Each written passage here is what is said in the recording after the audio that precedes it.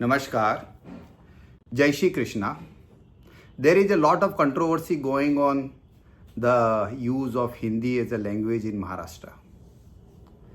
The poor guys have been hit by some goons on the streets belonging to a particular political party.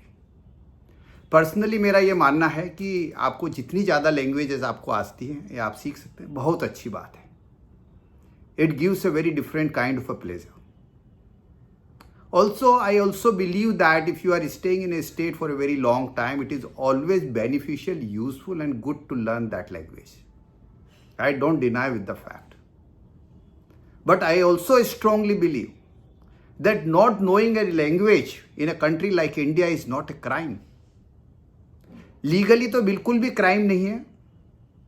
There is nothing in the constitution which mandates you that you should know a particular language, absolutely, otherwise it will be a crime. But socially also I feel that it cannot be something unethical or criminal or anything like that.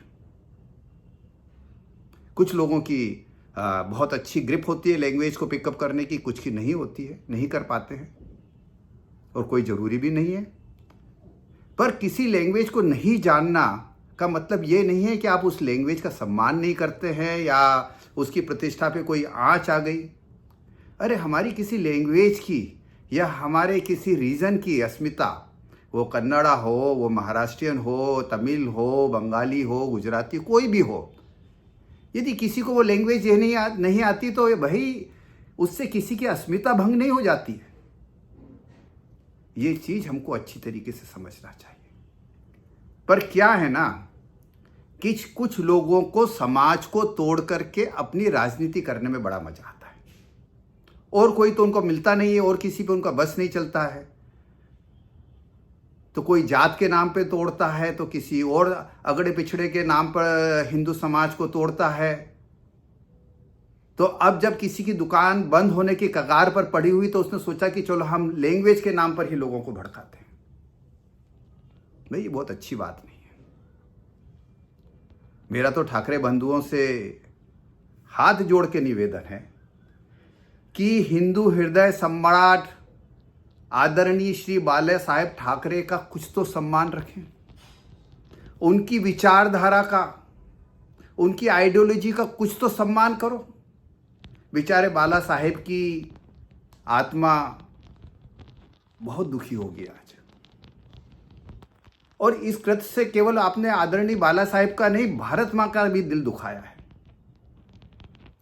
बाला साहेब ने एक जिस हिंदू राष्ट्र की बात की, हिंदू एकता की बात की, आज आपने उसी को छीन भीड़ कर दिया. एंड ये क्या संगत का असर होता है. मैंने पहले भी आपको आदरणीय उद्धव जी को कितनी बार बोला, don't keep your fight may be with BJP but don't keep the company of जिहादी Congress and other parties like TMC or Samajwadis and all. They are jihadi parties. Ideologically, they don't fit in your framework. And the politics of you aligning with them is a bad politics, let me tell you. You can never beat them in their game. And at the same time, you are losing the Hindus. Shiv Sainik आज बहुत दुखी है. अरे यदि महाराष्ट्र की अस्मिता को, मराठी की अस्मिता को यदि आपको आगे बढ़ाना है तो ऐसे नहीं बढ़ती है. आप ये सोचिए कि मराठी सिनेमा एक बहुत बड़ा माध्यम होता है किसी भी लैंग्वेज को प्रमोट करने का. मराठी सिनेमा को कैसे प्रमोट किया जाए. आज तमिल और तेलुगु सिनेमा इतना आगे है. कभी आपने विचार किया, कभी उसके लिए कोई प्रयास किया. उसमें भी आपका प्रयास यही रहा कि बस डरा धमका के हम थिएटर वालों को बोले कि कम से कम एक स्क्रीन में आपको मराठी फिल्म चलाना जरूरी है. पर आपने कभी ये सोचा कि हम हमारे मराठी सिनेमा का स्टैंडर्ड उस लेवल पे कैसे लेके जाएं. आज महाराष्ट्र में ही मराठी फिल्में नहीं चलती हैं, ऑल ओवर इंडिया की तो बात छोड़िए. तो मेरा ठाकरे बंधुओं से निवेदन है कि यदि एफर्ट्स करने हैं तो मराठी सिनेमा को आगे बढ़ाओ. दूसरा एक बहुत बड़ा माध्यम होता है संगीत. मराठी संगीत को प्रमोट करिए. एक समय था जब हर एक महाराष्ट्रियन फैमिली के अंदर कोई ना कोई वाद्य यंत्र हुआ करता था। I always use to appreciate, I had friends जिनके घरों के अंदर जो है वाद्य यंत्र हुआ करते थे, उनकी मम्मियाँ, उनके पिताजी, उनके बच्चे वो सब बजाया करते थे, मुझे बड़ा अच्छा लगता था। I use to appreciate a lot. आप मराठी संगीत को आगे बढ़ाइए, ये भी लैंग्वेज को आगे बढ़ाने का एक बहुत बड़ा माध्यम है। एंड तीसरा जो है जिसको हम बोलते हैं नाट्य, इसमें भी मराठा एक समय में महाराष्ट्र बहुत आगे था। ये डर्टी पॉलिटिक्स, ये हिंदुओं को आपस में लड़ाना लैंग्वेज के नाम पे, बेचारे गरीब दुकानदारों के ऊपर मारपीट करना, ये कोई बहुत अच्छी बात नहीं है। इससे आपकी कोई छवि को कोई चार चांद नहीं लगने वाले हैं। इससे आपको कोई, मैं अच्छी तरीके से बोलता हूं, somewhere you are wrongly guided.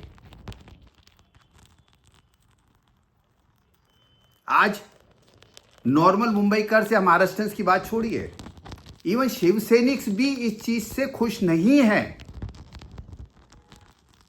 आपने स्टेट असेंबली इलेक्शंस में अपना हाल देख लिया, अभी म्युनिसिपैलिटी के इलेक्शंस आ रहे हैं। आप सोच रहे हैं कि इससे शायद कुछ फायदा हो जाए, पर मैं आपको बोल रहा हूं, please relook at your politics. Even if you want to do a politics, do a good politics and don't do a politics what jihadi Congress and other parties do of breaking Hindus in bits and pieces.